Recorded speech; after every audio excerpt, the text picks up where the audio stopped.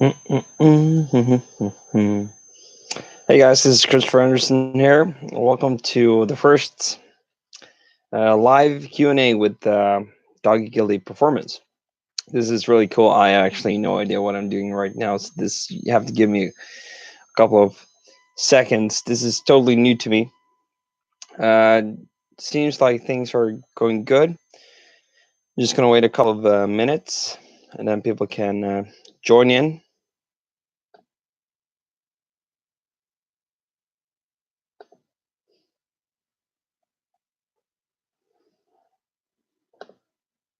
So it looks like this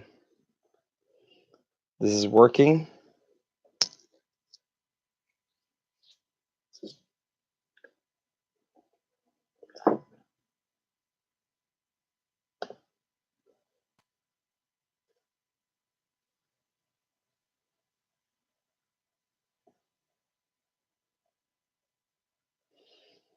Maybe we have to do a couple of adjustments just to check this out. Mm-mm-mm-mm-mm-mm. Let's see.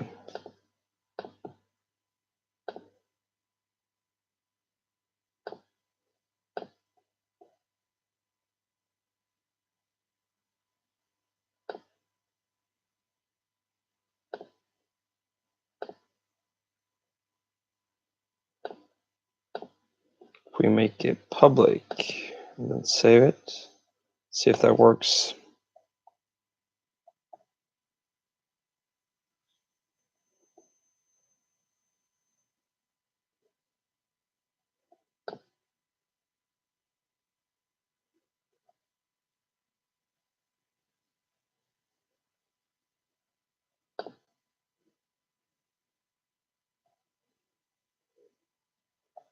Probably have to go to YouTube to test it out. Okay, so we're 2 minutes in. What we're going to do is that we're going to go straight to the questions. The purpose of this Q&A is actually for you after a weekend, after doing a couple of competitions, that you can come on this Q&A and ask a couple of questions. I know there's a lot of things that you can do, or you have a couple of questions after doing a competition, which could be addressed here, or we can see if we can sort of find a solution to it. Well, the purpose of this is if you do have questions, you're free to ask them. You can go to the uh, ask questions directly here at on side. And one of the things that we're going to address is that the only thing that I can sort of help you with are questions that are based on mental training and physical training of you, the handler, not the dog. I'm not an expert when it comes to dog. What we're basically going to focus on is the mental game, the inner game of agility. But I also have competence when it comes to physical training. So if you do have questions about that, you can ask that as well. Lately, I've been writing a lot of articles about different aspects that I think is important when it comes to agility. Agility is a new sport. It's a growing sport, and I really believe in this sport because of the full potential that it has. And the more knowledge, the more competence we add to the sport, the more everybody will benefit from it. So I'm not from the sport of agility at all. I have a background from other sports like cycling, uh, boxing, and basically worked as a personal trainer for, let's say, normal people and athletes for a long time. What we're going to look at or address first is a couple of questions that I had when it comes to routines. Routines and rituals uh, is something that is addressed in the sport. A lot of people have these superstitious rituals when it um, comes to before a competition. You don't have it before training, but you have it before a competition. And this is normal within the sport. Um, Most athletes do have a sort of ritual. The thing is that it can both be a positive thing, but it can also be a negative thing. It can both be constructively or destructively. So the way that it's destructive is when you allow something that's outside of your control to predict if you're going to succeed or not. An example of that is, oh, it's raining today, so that means that I will not perform as well as I basically would. Or you're having a bad experience on your way to the event and telling yourself this story that, well, this is not my day, and that has a negative effect on your state, on your performance as well.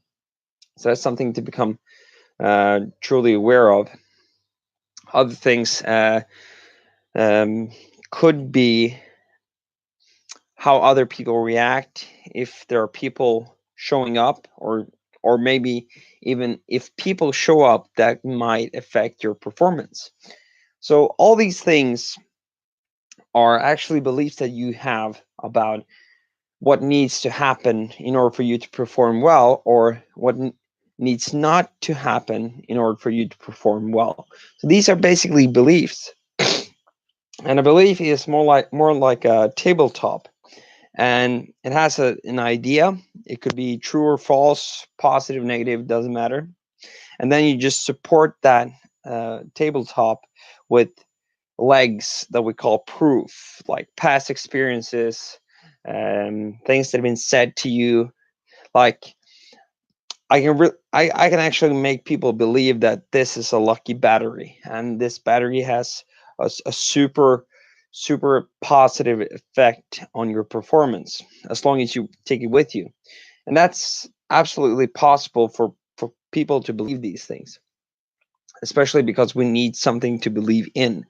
That is a fundamental need that we human beings have. What you need to believe in is more your capacity for, like, what you need to believe in is your capacity to do the work or to do the job.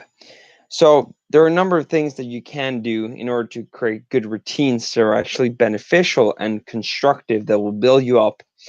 And a demand for those rituals is that you actually perform things that are in your control.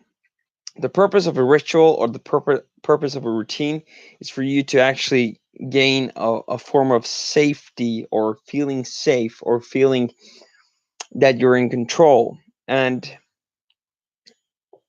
when you actually focus on doing things that you can do repeatedly, no matter where you are, no matter where you're going, and so on, that would actually help you a lot. So here's an example of routine. One routine could be warming up.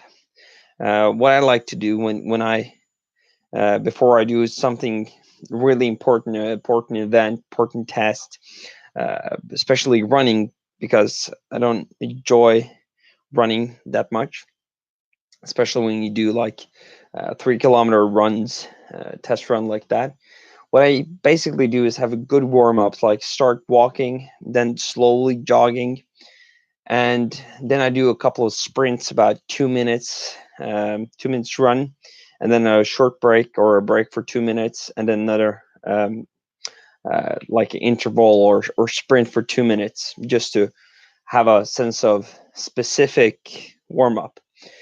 But at the same time as I'm doing this, I'm also going through my mind, thinking about how my body is, how my sort of physicality, am I struck down, or am my chest up?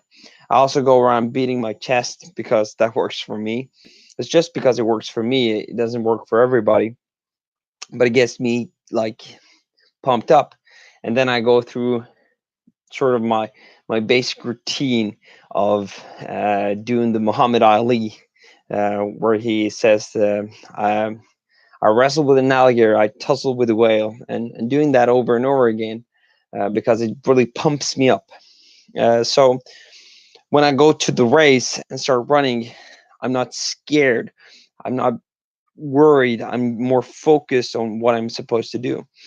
And I also, in the warm up, I usually do a lot of visualization where I also see myself succeeding and create a feeling of gratitude for having done such good work and really giving my all effort. Because I cannot control which sort of place that I come on, like my positioning in the race or whatever it might be, but I can always control my effort. I can control my thoughts, I can control my feelings, and I can control my efforts. So when I do a run, it's like I think about, oh, this is painful, but if I can visualize in the beginning that I think those thoughts, and then that I overcome them by thinking that's good. Let's overcome this. Let's just feel that pain and just work through it, and that gives me a sort of um, well-being. Might say this is sort of a reason to fight through the pain. But those routines is something that I can do each and every time. And what happens then is that I'm in control of what I think, what I feel, and what I do. So so the outcome might be that I do a great race. The outcome, like placement in the race. The other outcome could be that someone else is better than me. But if I know that I've done my truly best and given all that I can in that race, I've done my job. I've done what I can in that specific moment with what I have in order to achieve the things that I want to achieve.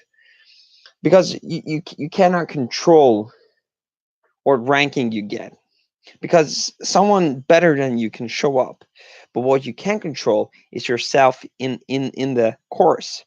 So this is a thing that we see in agility, that you need to focus on yourself. There are nobody who can sabotage your race.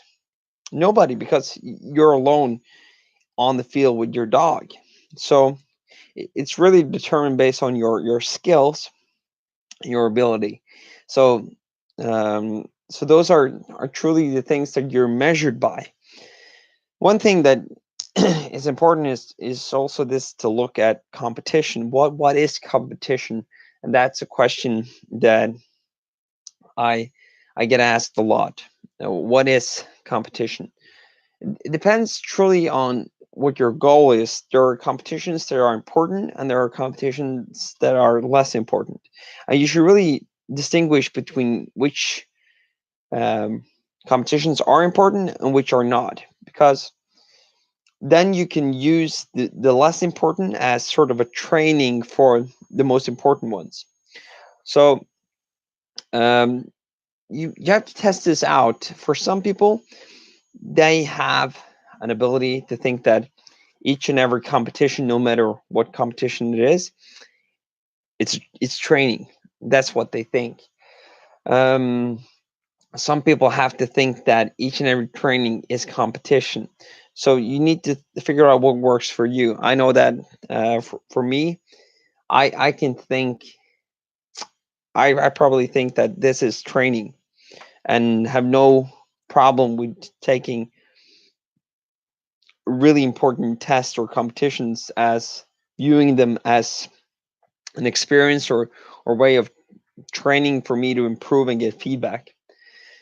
Some people who are not as good as tackling all the stress and all the inputs that are coming in should probably have a different approach, in the way um, that they see each and every training as a competition, that they start to visualize and see as if the whole environment is like the competition.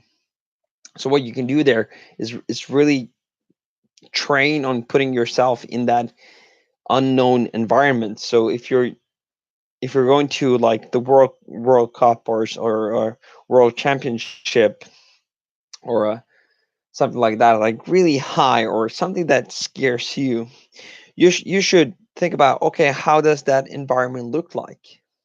Are there many dogs? Are there a lot of people in the audience? Are there a lot of other trainers? And you should probably, if you can get a recording from the competitions, do that, because there's a lot of sounds that are happening around you that could be information that can stir up your mind. So what I would do would actually be to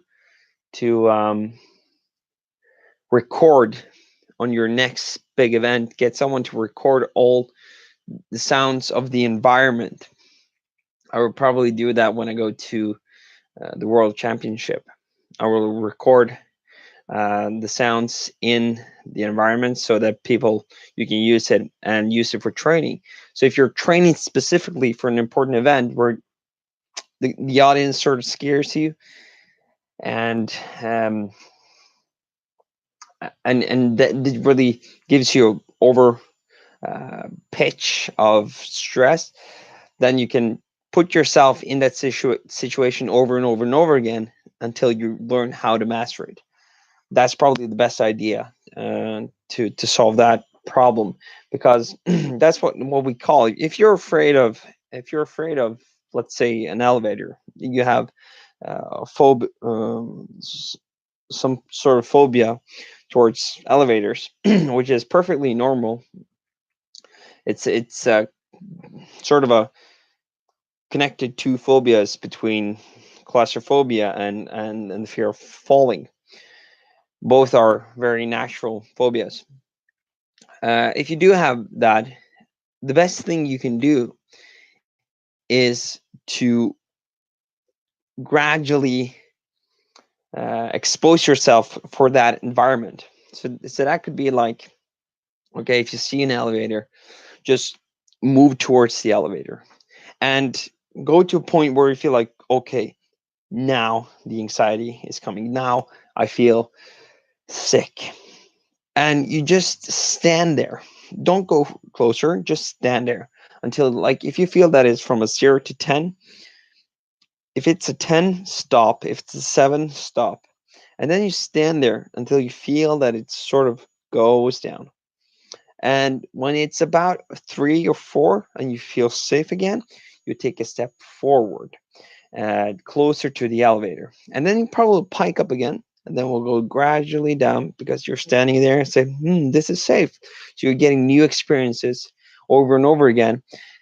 And what happens is that people that basically have phobias of elevators or snakes or whatever it might be, in a couple of 1 to 3 hours, their phobias gone, because they have a totally new experience about the situation, which then gives them a different mental image of the whole thing. So if you can use the same principles when it comes to big events by trying to create the same type of environment over and over again while you're training, so that when you come to the competition, you're used to it. I remember when I was in the military, I used to map out the different sort of selection phase by interviewing people that had done it before, by interviewing people that work with it, by going to the places where the selection would be. Because what happened by me doing that, I could already lower the stress levels a huge amount, which would allow me to feel more safe in that new environment. Every time I go out into, whoa, it's flying. Every time I go out um, a new environment where I feel unsafe, I have the same physical reactions. I don't get feel anxiety, but I can sweat. I can get really warm. Just before this sort of Q&A, I actually had some technical issues, and I experience stress, then I experience fear. So that's perfectly normal. So but you just need to get used to it and expose yourself for the things that you're actually afraid of, because exposing yourself for the things you're afraid of will will will with time make you less afraid and more able to handle those situations. So that's basically the best way to eliminate fear is to go out and do it. There are, Susan Jeffers wrote a book called Feel the Fear and Do It Anyway. And in that book, she has 5 truths about fear. And I truly love those because they're good. And that's something you should um, burn into your mind, because the 5 truths are, um, when it comes to fear, let's see, I can't remember first specifically the first one, but one of them is um, that every time you go out of your comfort zone, you will experience fear. That's just how it is. And the only way that you can feel better is to go out and do what you need to do. And the only way that you can overcome your fear is to go out and do it. There's no other way than doing that. Then let's see, it's probably the fourth truth about fear is that you you're not the only one who's having this fear. You're not the only one. Every time someone goes out of their comfort zone, they experience fear. I don't care how tough they are, because when you're out of your comfort zone, you're out of your comfort zone. And the fifth one is that it's much less frightening to face your fears than to live with your fears. So there's a consequence of living with your fears and the things you're afraid of, because it limits you. And facing the fears are far less scary than actually living with them. So these are truths that you should burn into your mind, teach it to others, share it with others, and do share it with yourself. Because if you can live by those truths and live by those sort of rules, you will see that your life actually expands a whole lot more. Uh, yeah, that's basically it. Every time you go in the field, y- you're sort of, or for a race, you're in a position where you actually, no one will sabotage your race. If they do, they should be kicked out of the whole sport and the whole community. No one will sabotage it. The only person that can sabotage your race is yourself. And you should actually become aware of how you sabotage your race, because becoming aware of that is when you can actually start doing something about it. There's a genius book that's called 40 Strategies to Increase Misery. And that's probably one of the best self-help books there is. Everybody's focusing on how to increase happiness, how to increase success, how to get rich and all that. But probably the best books I read has have had the opposite effect, because instead of focusing on what you should do, um, in order to get better, you should probably try to figure out the things you're doing right now that are making you worse. So if you're if you're having a habit of using all the money you have, it doesn't matter how much money you make, you're going to use them. So so you should actually look on your bad habits as well as your good habits. I really look at what you're doing right now and become aware of that. So the person that wrote this book, you should really look up the video on YouTube. He worked with, let's say, people that were in a bad situation. They were sick, and he started asking them questions like, "What can you do in order to improve your life? What can you do to make your life better? What can you do to make your health better?" And there were the list of all the things that they could do, and all the things that were smart to do because they knew it consciously. But what happened was that through I think it was a 90-day period, they had virtually no results, no improvement at all. So he decided to take the opposite way, which was to ask them questions like, what can you do to increase your misery? What can you do to really sabotage your life? And and what happened then was actually that they they started to write a list of all the things that they could do to sabotage their life. And what happened was that most or everyone of the participant became aware of that most of the things that were on their list were things that they're actually were doing right now at a small scale. And just by doing it more, they would put their life in a bad situation. So what they then concluded with was that if we stop doing those things that could sabotage our life and make our life more miserable, we might actually have a good life. And so they became aware of the bad things that they were doing that would sabotage them, and they stopped doing it because it made perfectly sense not to do the things that would sabotage their uh, life. I think I'm going to put on some light here so you can get that, because it's getting dark here in Norway. That's one of the cons of living in this country. So what I really recommend is make a list. Make a list of what you can do in order to sabotage your life even more, or sabotage your race, or guilty competitions. What do you need to think? What do you need to feel? What do you need to tell yourself in order to perform worse? And make a list of it, and really catch yourself when you're doing those things, because and tell yourself that, hey, this is actually sabotaging my competition and sabotaging my performance.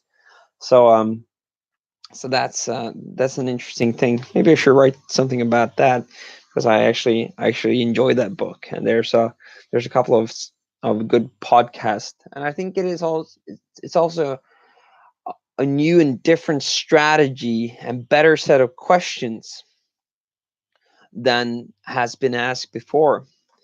And that's an important thing as well. Okay, what type of questions do you ask yourself? Um, when it comes to thinking is actually asking yourself question and answering the same question. And there's a quote saying that there's no such thing as stupid questions, only stupid answers. But the thing is, when you're the person who asks the questions and you're also the person that gives the answers, if you ask a stupid question, you give yourself a stupid answer. So if you ask yourself a question like, why am I so bad? why is why is everything so bad? Your brain is going to start to find the answers to all your questions. And there are a lot of things that are not as good with you, and there's a lot of things that are not that positive with me as well. I'm no perfect person, but what happens is that if you focus on that, you're actually going to increase that sort of where focus goes, energy flows. So you're actually almost watering that personality, or that type of yourself, to become more.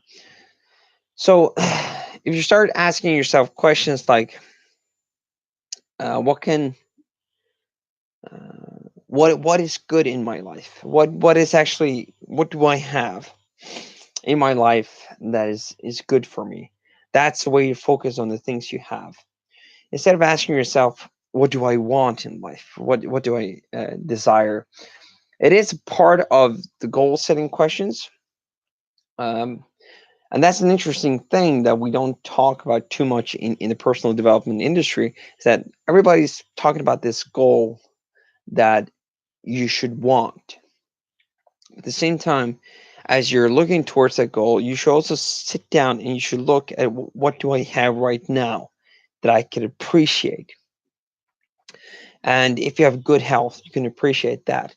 Gratitude is probably one of the most important thing that you cultivate in order to eliminate fear, because if you feel grateful, it's it's virtually impossible for you to have a to have two emotions at the same time. You cannot be afraid or fearful at the same time you're grateful.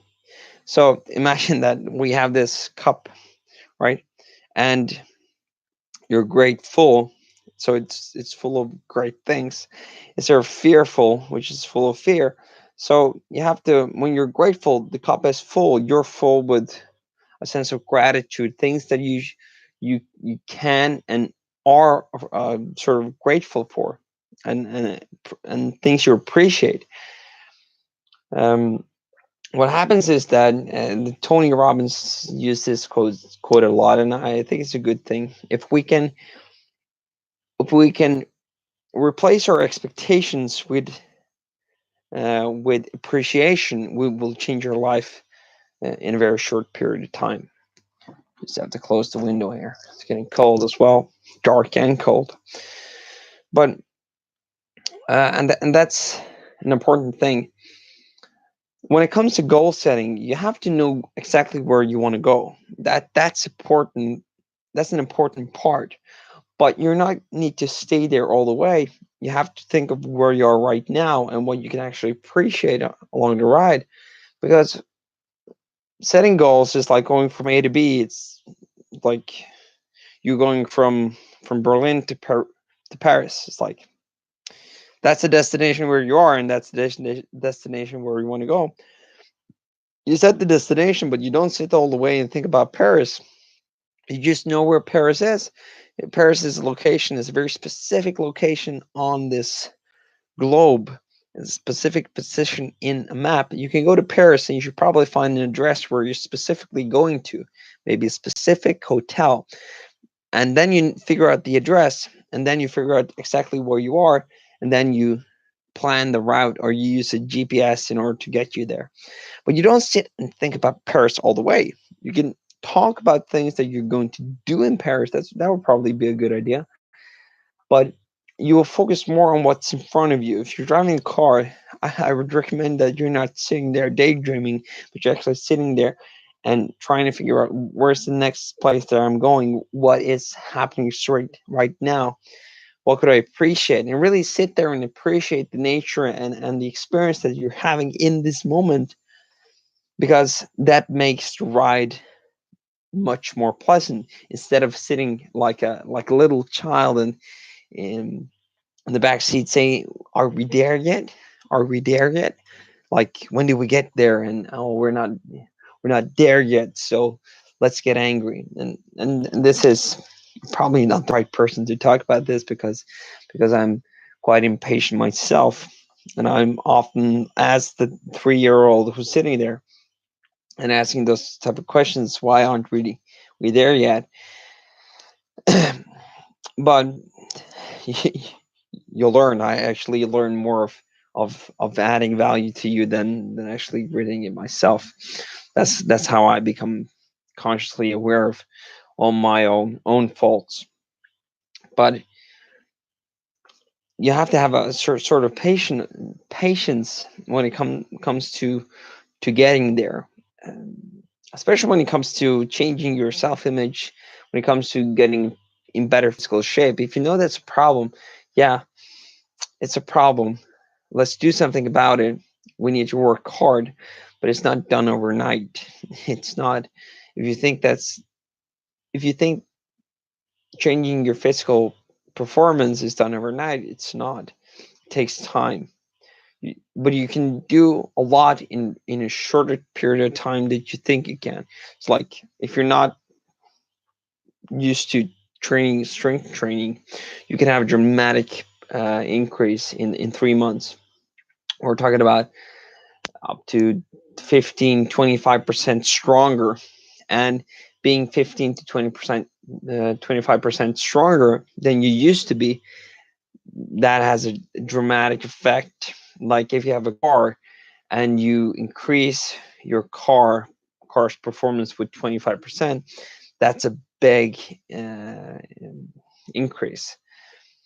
um, When it comes to another part that s- some people ask the question about how can I grow, and what type of mindset do I need, and what type of mindset do you need? You probably need a good one. But Carol Dweck, she's a psychiatrist at Stanford University, I think. She wrote a book called Mindset. I highly recommend the book. It's a good read. But she talks about growth mindset and fixed mindset. A fixed mindset is when you think that you're sort of stuck, you cannot improve your current situation. It's just how it is. That's sort of a self-imposed limitation.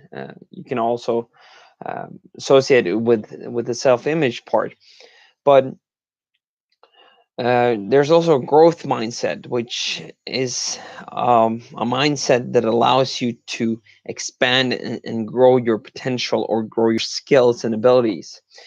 The other one, sort of the fixed mindset, is more focused on talent, and growth mindset is more focused on hard work. So when it comes to your agility performance and skills in improvement, I truly recommend you one thing that can help you with your growth mindset, and that's tracking. Because what gets measured gets done. That's a saying that we have in the business aspect, and it's the same thing for when it comes to training. Probably the most powerful thing that I did when I was an athlete was to log my all my trainings, because logging your trainings, what happens then is that you can see your improvement, which gives you gratification and the validation that you're doing the right things. But also it can give you a guideline of what works for you and what works for your dog. So this can also be an extreme important thing when it comes to preparing for an important competition, because what you need is a solid sort of a conviction or certainty that you can do the job, or that you have become better. And by tracking your training before an important competition, and you see that you've improved along the way, gives you more confidence and more certainty that you will actually do a good job, because you have prepared, and you also have proof that you prepared for this big event. So tracking, and I know there's a couple of I think it's called Aggie Notes. Uh, just that's the only thing that I found so far, but you should use it, because I've no sort of affiliation with it. I've no benefits from it, but I think you should use it because it's a smart thing to do. Every athlete that I work with, we track their training, because when you track, you know that you're doing the right things. That's for sure. So you know that your plan is working, but you also create a confidence that is hard to hard to create otherwise. Like one time we improved a boxer's strength with 15 to 25% on different exercises. He had a totally different attitude and self-image when he went into the ring, because he thought himself as a strong person before we started to work together, and then we added 15 to 25%, which gave him even more confidence that he was stronger than he had ever been before. So he knew based on tracking that he was in better shape than ever before, and that sort of, let's say, attitude and knowledge gave him certainty that he could kick the ass of the other opponent.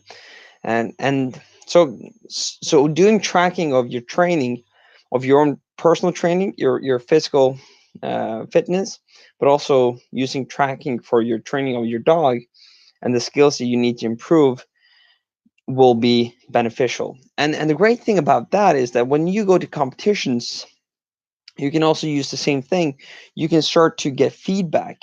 The most important thing with a competition is not for you to win, but to get the feedback and test yourself. because you have a period where you train for in a competition, and that competition is where you get the most feedback. So every time you go to a competition, you get the most feedback that you can. So you say, okay, we need to improve certain skills. I have actually no idea what it can be. Is a certain hurdle or a certain sort of command that you need to do, whatever it might do. There's so much trainers out there that are much better than me on this, as long as you track it and you look at a competition as feedback, you know what to improve for the next week. Because sitting down and sort of analyzing each and every competition so that you can extract a new learning experience will help you become a better handler, and will also help you become a better trainer when it comes to training your dog. But it will also give you a new sort of attitude towards competitions that I think is missing today, because competition are competition tests, they're necessary. They're a necessary tool for you to improve, and it's the only place or and the best place that you will get your feedback. So if you go to a competition and you experience fear and anxiety, that's feedback that you need to improve your mental game. If you go to a competition and you experience that you're having certain problems with commands or different hurdles, that's the feedback that you need to improve that specific area with your dog and training your dog. If you go to a competition and you experience that your dog is too fast for you, that's a feedback that you need to improve your physical performance. And you not only need the feedback, but you also need to take action upon the feedback. And in business, we have a sort of a wheel that we call the PDCA wheel, which is based on continual improvement. Toyota uses it a lot, use it all the time, and it's probably something that I'm going to write about, or make a long presentation about in the future. I know I'm going to do that because it's an essential part of planning your training, an essential part of you becoming better. Mental training, or the inner game of agility, isn't just visualizing and relaxation. It's also the planning part. Planning, organized planning, and specific knowledge for improvement is just as much a mental thing that like visualization and self-image and so on. So start looking at competitions as feedback. And what happens then is that you don't experience so much failure, because if you if you don't pass the whole course and sort of get kicked out, not sure what you call it in English, but if you experience that, you don't look that as a failure. You look at that as feedback, and that feedback is essential for you to take your sort of performance to a new level. I wrote recently about the flow diagram, where you have challenge and you have skill. And every time that you go into a new competition that's more difficult, or a new level, you empty out the challenge. And that demands a higher rate of skills. Because if you have a high challenge and low set of skills, you will be in the anxiety zone. If you have a low challenge and a high amount of skills, you will be in the boredom zone. But if you have a perfect ratio between challenge and skill, you will experience flow. And that flow is sort of a state that you want to be in. And if you experience that you're not up to the challenge, you need to uh, either give up or improve your skills. That's basically what you need to do, because if you're not improving your skills, you're sort of stuck at that performance level. So and there are different skills, as we talked about. You have three parts. It's either the mental game or the inner game of agility. You're missing some sort of aspect there that is limiting you and or you're self-sabotaging yourself. That could be one thing. And another part is your ability to train your dog. It's probably you need to do better work there, or it could be your own physical performance. It might be that. So I'm not sure if there are any other people having questions. If you have questions, just type them in. Um, one one thing that I see a lot in the environment or environment, the community, I mean, is injuries.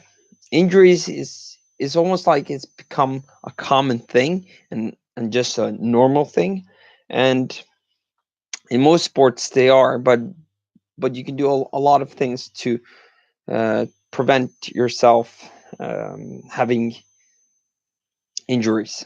And I've seen a lot of handlers training their dog with sort of balance and coordination, and I'm sitting there and I'm thinking, why are you not training yourself in the same manner? Because when you're a guilty handler, it's really interesting to look at the dynamics of what sort of demands are in the sport for the handler.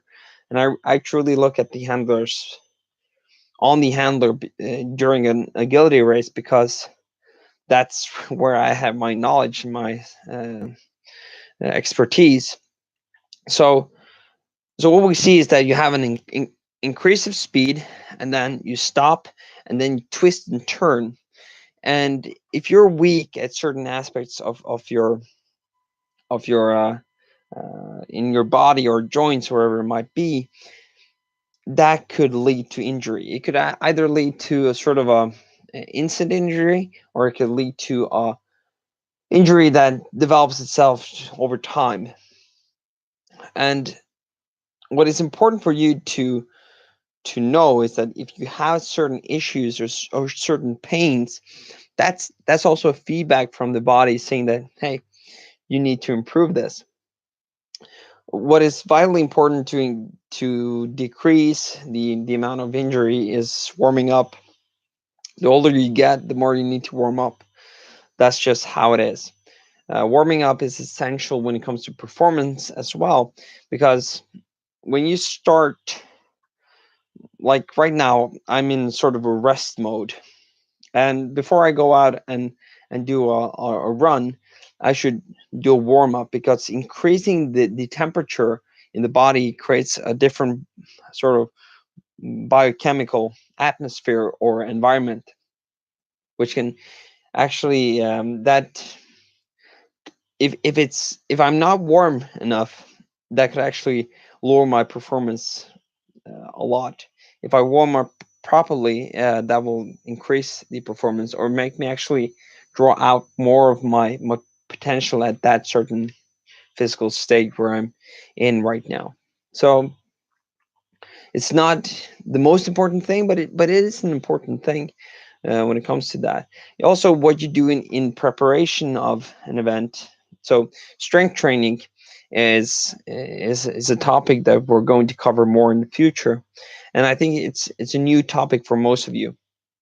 But by improving your strength, by getting stronger, you can actually run faster and lighter, which gives you more abundant endurance. You basically will have an anaerobic endurance in agility because you're doing sprints. But by improving your strength, you will have a totally different experience. And one of the things that you need to do is to outrun your dog, unless you're exceptionally good at giving commands to your dog. Then you can sort of um, work around that part. But either way, the more physically fit you are, there's a combination between how emotionally fit you are and how physically fit you are. So the more physical fit you are, the better you will perform on the inner game. And the better you are on the inner game, you also have a benefit when it comes to the physical part.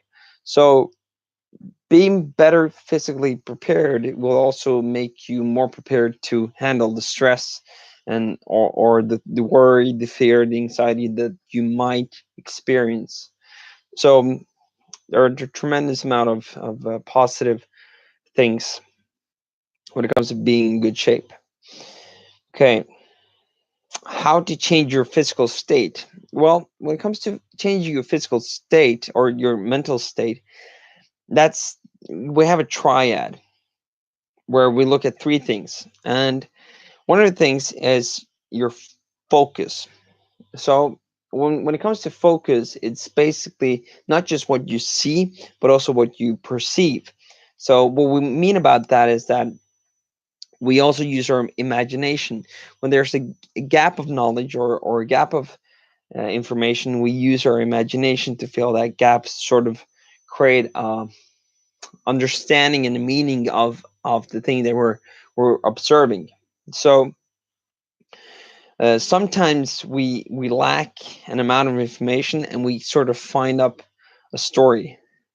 So imagine this, that I'm calling John, and John is late for work. He hasn't showed up to work, and I'm calling him because he's late, and I'm wondering where he is and why he's late. And then we sort of try to phone him up, and he doesn't answer his phone. What happens is that I start to assume different things that has happened to John. I think it's, in this instance we use John as a name, but I make assumptions. I make up stories in my imagination that has no proof at all, but to me they are sound conclusions of what is happening.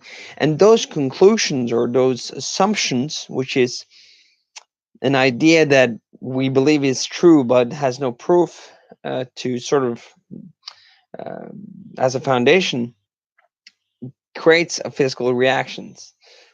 So if I make up a story that he's at home and he's sleeping in his bed, which he's done before, probably based on past experience, I get mad. I get furious. Well, what might have happened is that he's been in a car accident or is helping out at a car accident. I don't know what the situation is and or the reason is.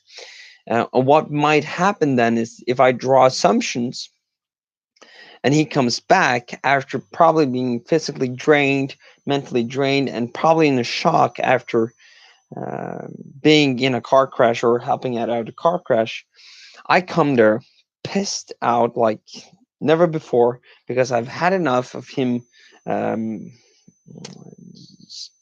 sort of being late for work. So that would create a really big conflict and bad situation. So the same thing is about us. We it puts us in a state. Bad assumptions puts us in a state. Good assumptions as well could put us in a good state. So it's based on what we focus on. And the same thing we talked about earlier when it comes to the goal setting. If we focus on that we're not there yet, we're not there at all, I don't see the goal sort of manifested itself, well, that will put you in a bad state, and that will sort of take you more away from the goal than towards the goal. But if you sort of create a see yourself already having the thing that you want, and then you see yourself being where you are right now and see what you need to do in order to get there, start taking any action on that, that could be a more beneficial state, get you forward. Another part is your language, what you call things, what you name things. I call that labeling. Marketing is the people that are good at marketing are actually good at mental training as well, because we label certain things, and we label situations, we label people, we label ourselves, and those labels gives us or are more like triggers for different mental states. So there are certain signs and symbols that gives you either a good feeling or good associations or bad associations. So and those symbols have a both a positive and negative effect on us. You probably experienced it before when uh, a person enters the room and that person has a bad relationship with another person. the, you see their physical state change. You can also see the opposite side of it. If if a person enters the room and there's another person in the room that's sort of in love with the person, they lighten up and their state changes as well. So your language has a lot to do with this, and it has a tremendous effect. If you tell yourself that I'm no good, I'm a total failure, you actually have an experience of that. And what you will see is that you focus on all the things that are bad, all the things you do that aren't good. You don't see the good things at all. And you also have a physical sort of stance like this. So another part that you can do is also your physical body, how your shoulders are, how your head is held. It's it's really hard to be sad or depressed while standing like this for a long period of time. So by stretching out your body and chest out, fingers out, legs wide, and also what you can do. Let's see if we can find a pen here. Um, there we are. If you do the pen trick, if you actually take a pen, you do it like that, and you hold it for a long period of time, what happens then is that when you change your physiology, you also change your biology in your body, so you start to produce different hormones. If you do a power pose and you stand in power pose, by standing there 2 to 3 minutes, you can actually lower your cortisol, which hormone cortisol levels, is sort of a stress hormone, and increase testosterone, which is more like an aggressive hormone. Also, like doing the warming up will also be way you use your physical body, which again will change your state. So if you can change one of the three, or you can change all three, and that will put you in a different state. So that's a really powerful thing to do. The hard part is to be aware of which state you're in, how you feel, how you act, how you stand, and also be able in that moment to change it like that. If you can do that, you actually start to have more control of how you think and how you feel, and also your actions. So that's the way you change your state. Just to add it up: focus, language, and physical, like your physical body, how you use your body, and also your voice. You can also use your voice, like yelling or talking really slow or sad, like really sad voice can also affect your state. But I don't want to be in that state, so I just crank it up and talk loud. So this is our first Q&A. It's really fun. It's really cool to see. And we're starting out doing the best we can. And if you do have more questions, you can also join the Facebook group, which is really easy to opt into. So you can ask a lot of questions there, and we can address the questions here as well. If you cannot join the Q&A because of some type of time issues, or you have another appointment, you can write your questions there, and I will address them here and give you the answers to those questions. So thank you so much for joining. And if you're watching the recap or the replay of this Q&A, you can go to Doggy Guilty Performance at Facebook, and you can go to our Free Monday Q&A or Free Monday webinar at the Facebook site, and you can use your Facebook account to sort of log in. And every Monday we will have these Q&As, and you can join in and ask a lot of questions, whatever question you might feel asking. I will give you the answers. So we're closing up on the 1 hour mark right now. And I just want to thank you all for joining in, and see you next week.